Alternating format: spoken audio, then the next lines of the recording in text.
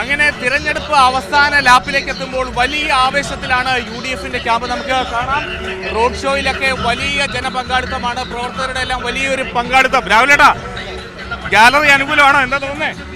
ഈ കാര്യത്തിൽ ഗാലറി ഭയങ്കരമായ അനുകൂലമാണ്. ഈ തെരഞ്ഞെടുപ്പിൽ മതേതരത്വം പരാജയപ്പെടില്ല എന്ന് മാത്രമല്ല ആധികാരികമായി ജയിക്കും. പ്രത്യേകിച്ചും ഈ സന്ദീപ് വാര്യരുടെയൊക്കെ ഒരു വരവ്, അതൊക്കെ എങ്ങനെയാണ് കാണുന്നത്? വളരെ പോസിറ്റീവായിട്ടാണ് കാണുന്നത്. ഞങ്ങൾ വർഗീയതയ്ക്കെതിരായിട്ടുള്ളൊരു സന്ധിയില്ല പോരാട്ടമാണ് ഏറ്റെടുത്തിരിക്കുന്നത്. അത് തെരഞ്ഞെടുപ്പിൻ്റെ ബലത്തോടു കൂടി തുടങ്ങി, തെരഞ്ഞെടുപ്പ് പ്രഖ്യാപനത്തോട് തുടങ്ങി തെരഞ്ഞെടുപ്പ് ബലത്തോടു കൂടി അവസാനിക്കുന്നതല്ല.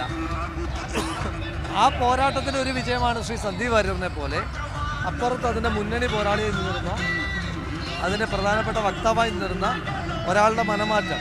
അത് ഈ പോരാട്ടത്തിൻ്റെ വിജയമാണ്. അതിന് വലിയ ആവേശം പകരുന്നു. പക്ഷേ കോൺഗ്രസ് എല്ലാവർക്കും ആ അഭിപ്രായമുണ്ടോ? കെ മുരളീധരനൊക്കെ ഒരു ഇടഞ്ഞു നിൽക്കുകയാണല്ലോ. അങ്ങനെ ഇടഞ്ഞൊന്നും നിൽക്കുന്നില്ല. അദ്ദേഹം പറയുന്നത് ഞാൻ കേട്ടു. ആര് വന്നാലും ഞാനതിനെ സ്വാഗതം ചെയ്യും, സ്വീകരിക്കും.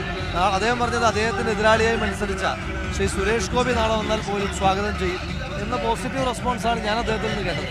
നമ്മുടെ റോഡ് ഷോ വന്നപ്പോഴത്തേനും ഒരു ചെറിയ കുട്ടി എന്തോ ഒരു പേപ്പറിൽ എഴുതിയതാണ്, എന്താ അത്? അത് പടം വരച്ചതാണ്. രാഹുലേട്ടൻ്റെ പടമാണ്. അപ്പൊ കൊച്ചു കുട്ടികൾ മുതൽ പ്രായമായവരെ കൂടെ ഉണ്ടെന്നാണോ? കുട്ടികൾ ഭയങ്കരമായിട്ട് കണക്റ്റഡ് ആണ്. വലിയ ആവേശം. നമുക്ക് കണ്ടോ, ഈ കുട്ടികളൊക്കെ ഇങ്ങനെ വലിയ ആവേശത്തോടെ രണ്ടുപേരെയും കാണാൻ നിൽക്കുന്ന കാഴ്ചകളൊക്കെയാണ് കാണുന്നത്. ഷഫീഖ, എങ്ങനെയുണ്ട്? താങ്കളിപ്പോൾ പറഞ്ഞതാണ് അവരുടെ ഒരു സ്വന്തം ഇഷ്ടപ്രകാരം. ഇതിപ്പോൾ ആരും അവരെ ഫോഴ്സ് ചെയ്ത് റോട്ടിലേക്ക് ഇറക്കി കൊണ്ടുവരുന്നതല്ല.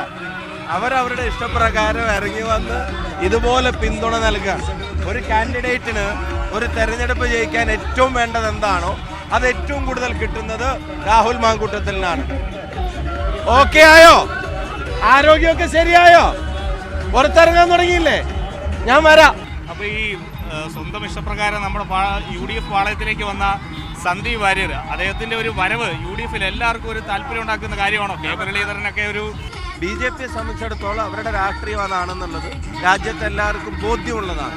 അപ്പം അതിൽ നിന്ന് ഒരാളെങ്കിൽ ഒരാൾ മാറുന്നത് നാടിന് ഗുണകരമായിട്ടുള്ള കാര്യമല്ലേ? നിങ്ങളുടെ നേരത്തെ യൂത്ത് കോൺഗ്രസ്സിൽ സജീവമായിട്ട് നിങ്ങളുടെ കൂടെയൊക്കെ പ്രവർത്തിച്ച ഷാനിബ് പറഞ്ഞത് ഒരു വിഷപ്പമ്പിനെ എടുത്ത് കോൺഗ്രസ് തലയിൽ വെച്ചു എന്നുള്ളതാണ്. വർഗീയമായി ചിന്തിക്കുന്ന ഒരാളുടെ വോട്ട് വേണ്ടെന്ന് ഏറ്റവും കൂടുതൽ സ്റ്റേണായി പറയുന്ന സ്ഥാനാർത്ഥി രാഹുൽ മാങ്കൂട്ടത്തിലാണ്.